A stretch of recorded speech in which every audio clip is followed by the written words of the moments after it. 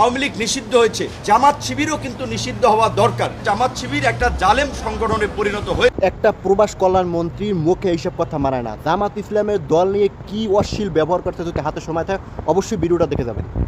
আওয়ামী লীগ নিষিদ্ধ হয়েছে, জামাত শিবিরও কিন্তু নিষিদ্ধ হওয়া দরকার। জামাত শিবির একটা জালেম সংগঠনে পরিণত হয়েছে। এই জামাত শিবিরের মধ্যে চাঁদাবাজ গ্রুপ তৈরি করা হয়, এই জামাত শিবিরের মধ্যে সাইবার বাহিনী তৈরি হয়। আপনারা শুনেছেন বট বাহিনীর কথা, তাদেরকে প্রশিক্ষণ দিয়ে যে তারা মারা গেলে তারা বেহেশতে চলে যাবে। সারা দেশের কর্মকাণ্ডটা দেখাচ্ছে যে জামাত শিবির একটা জালেম সংগঠনে পরিণত হয়েছে। এই উগ্রবাদী, এই ধর্মীয় বিভ্রান্ত সৃষ্টি।